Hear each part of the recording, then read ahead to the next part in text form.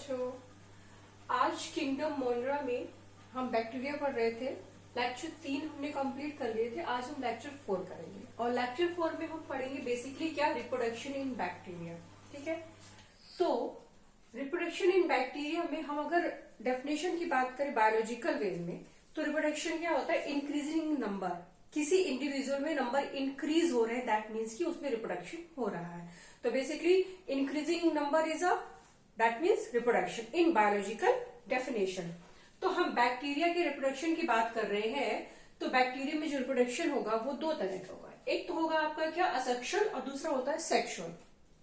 अब देखो, asexual reproduction तब होता है, ये भी दो तरह का होगा। कब, जब फेवरेबल कंडीशन हो, और एक तब जब अनफेवरेबल कंडीशन हो। तो फेवरेबल कंडीशन क्या होती है बैक्टीरिया के लिए, भाई बैक्टीरिया को फूड मिल जाए, उसका टेम्परेचर उसके हिसाब का मिल जाए और गुड पीएच मिल जाए, तो वहां पे क्या होता है, फेवरेबल कंडीशन हो गई।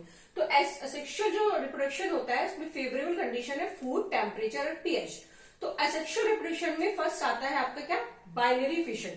मोनरा में ये सबसे जो है ना, मोनरा का चहीता रिप्रोडक्शन है बाइनरी फिशन। सबसे ज्यादा पाया जाने वाला जो रिप्रोडक्शन होता है वो बाइनरी फिशन। देखो बाइनरी फिशन क्या होता है, एक बैक्टीरिया की जो सेल है वो दो पार्ट में डिवाइड हो जाए, मीन्स दो में बन जाए, इसी को हम बाइनरी कहते हैं। बाइनरी मीन्स दो। तो एक बैक्टीरिया सेल का दो सेल में टूट जाना, फिजन मीन्स टूट जाना। तो देखो क्या होता है, ये एक बैक्टीरिया की सेल है, ठीक है, इसके अंदर क्या है, सेल मेम्ब्रेन, ठीक है, this is a cell membrane, और ऊपर है क्या आपकी सेल वॉल। तो अंदर जो सेल मेम्ब्रेन होती है, आपको पता है पिछले लेक्चर में हमने कंटिन्यू किया था कि इसके पास मीजोसोम है। फोल्डिंग जो होती है बैक्टीरिया की, जो इनर वाली लेयर होती है वो मीजोसोम जो फोल्डिंग कर देती है। मीजोसोम क्या करता है, रिस्पिरेशन में काम करता है। तो मीजोसोम से लगा हुआ क्या होता है, न्यूक्लियाइड होता है। न्यूक्लियाइड क्या होता है कि जो जेनेटिक इंफॉर्मेशन को कैरी करता है, मीन्स जितनी भी जेनेटिक कंडीशन, इसमें जितनी भी जेनेटिक इंफॉर्मेशन होती है, लाइक डीएनए लाइक होता है ये, तो ये क्या करता है, ये जेनेटिक इंफॉर्मेशन को कैरी करता है। अब क्या होता है, जब बैक्टीरिया सेल क्या करती है, यहाँ पे क्या होता है, मीजोसोम के पास में जो न्यूक्लियाइड होता है, ये न्यूक्लियाइड क्या होता है, दो भाग में डिवाइड होने शुरू कर देता है। एक न्यूक्लियाइड ये हो गया, एक, ठीक है। फिर नेक्स्ट स्टेप में क्या होता है कि बैक्टीरिया सेल में धीमे धीमे एक मीजोसोम से दूसरा मीजोसोम भी बनने लगता है।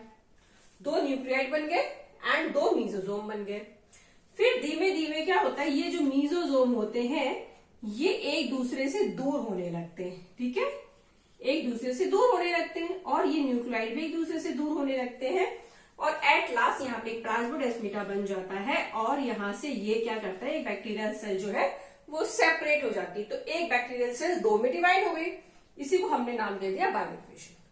तो सबसे ज्यादा जो बैक्टीरिया में एसेक्सुअल रिप्रोडक्शन में फेवरेट है वो कौन सा है, बाइनरी फिशन, सबसे ज्यादा पाया जाने वाला। अब एक दूसरी कंडीशन आती है कि अनफेवरेबल कंडीशन में क्या होगा, भाई अनफेवरेबल कंडीशन में बैक्टीरिया क्या करेगा। देखो अनफेवरेबल कंडीशन का मतलब है कि टेम्परेचर बहुत हाई है, ठीक है, पीएच है वो भी बहुत लो है, फूड नहीं है, तो बैक्टीरिया सेल क्या करती है, ये जो इसकी सेल वॉल है ये इसके लिए एक प्रोटेक्टिव कवरिंग बना लेती है, ठीक है। और अंदर वाली जो प्लाज्मा मेम्ब्रेन है, दिस वन, जिसके पास न्यूक्लियाइड है, ये क्या करती है, ये श्रिंक होना स्टार्ट कर देती है, सिकुड़ना स्टार्ट कर देती है, और एक ये जो प्लाज्मा मेम्ब्रेन एक छोटे से एरिया में कवर हो जाती है इस तरह से, और जो आउटर वाली लेयर है ये इसके लिए प्रोटेक्टिव कवर बना लेती है, ठीक है। उसके बाद जब सुटेबल कंडीशन आएगी, जब टेम्परेचर इसके हिसाब से होगा, फेवरेबल होगा, और पीएच फेवरेबल होगा, और फूड अवेलेबल होगा, तब क्या करेगा, ये जो स्पोर है वो इस बैक्टीरिया की जो आउटर वाली लेयर है उससे बाहर आकर रिलीज हो जाएगा। अब क्योंकि ये स्पोर जो है ये जो सेल वॉल के अंदर बनता है, इसीलिए हम इसको बेसिकली क्या बोलते हैं, एंडोस्पोर, एंडोस्पोर। और इसकी ये प्रॉपर्टी होती है ना कि ये इतना ज्यादा मतलब कि हार्ड होता है कि ये टूटता नहीं है। टेम्परेचर कितना भी स्ट्रीम हो जाए, पीएच कितना भी लो हो जाए या हाई हो जाए, या कुछ भी कोई भी हार्श कंडीशन हो जाए, ये एंडोस्पोर जल्दी डैमेज नहीं होता। जब फेवरेबल कंडीशन आएगी तभी एंडोस्पोर जो है ये सेल वॉल से रिलीज होगा। तो रिलीज एंड प्रॉपर स्ट्रक्चर, तो ये रिलीज हो जाता है, उसके बाद बैक्टीरिया अपने प्रॉपर शेप ले लेता है। तो असेक्सुअल में हमने क्या पढ़ा, फेवरेबल में हमने क्या बाइनरी फ्यूजन करा ले, और अनफेवरेबल कंडीशन में हम स्पोर बना ले। तुम्हारी एनसीईआरटी में इसके 2 एग्जांपल दिए हैं जो बैक्टीरिया स्पोर बनाते हैं, एक तो कॉलेस्ट्रीडियम और एक है आपका बैसिलस। ये इंपॉर्टेंट है, यहां से क्वेश्चन आते हैं नीट में, ठीक है। अब हम नेक्स्ट पढ़ते हैं सेक्सुअल रिप्रोडक्शन क्या है। देखो सेक्सुअल रिप्रोडक्शन जो है बैक्टीरिया में बहुत कम होता है, जल्दी नहीं होता है, और इसमें ट्रू टाइप का नहीं होता है इसमें प्रिमिटिव टाइप का रिप्रोडक्शन होता है।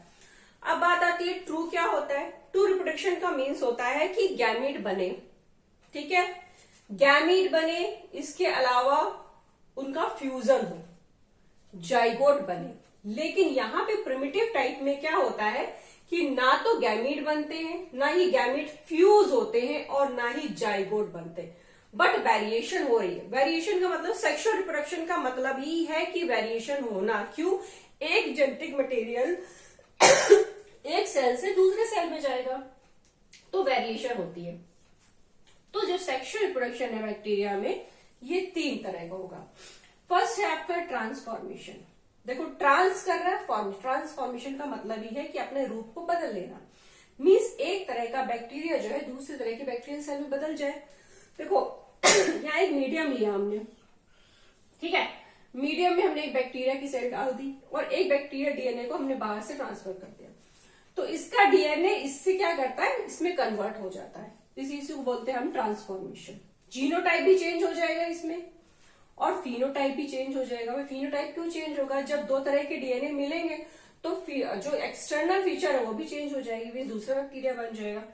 दूसरा है आपका ट्रांसडक्शन। ट्रांसडक्शन में क्या होता है, देखो वायरस क्या करता है, ट्रांसफर करता है अदर बैक्टीरियल डीएनए। मीन्स यहाँ पे एक बैक्टीरियल सेल के दूसरा बैक्टीरिया का डीएनए आएगा but the help of virus. तो वायरस यहाँ पे क्या करता है, जो वेक्टर का काम करता है, ले जाने का काम करता है। तो यहाँ पे जो वायरस है वो क्या करता है, किसी दूसरे बैक्टीरिया के सेल को पकड़ता है, उसके डीएनए को पकड़ता है और किसी दूसरे बैक्टीरिया में जाकर उसको इंजेक्ट कर देता है। इसका जो बायोटेक्नोलॉजी में बहुत ज्यादा यूज करते हैं हम लोग, सुना होगा आप लोगों ने बैक्टीरियोफेज, तो वो यही होता है, एक बैक्टीरियल डीएनए को दूसरे बैक्टीरियल डीएनए में ट्रांसफर करना with the help of virus, इसका कॉल्ड ट्रांसडक्शन।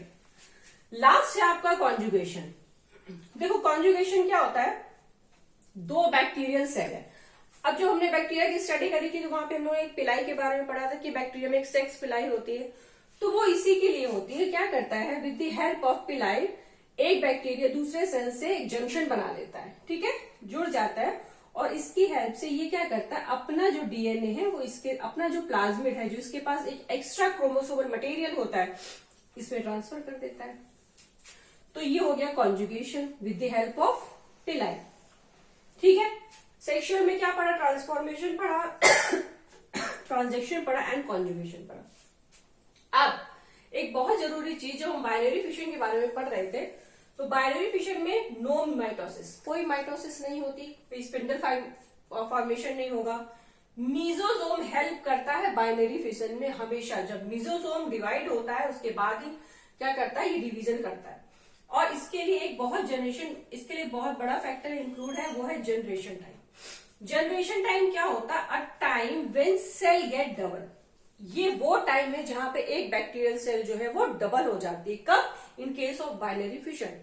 देखो तुम्हारी एनसीईआरटी में दिया हुआ है इसका एग्जांपल, ये एक बीकर है, ठीक है, इसमें हमने ई कोलाई का सोल्यूशन ले लिया, ठीक है।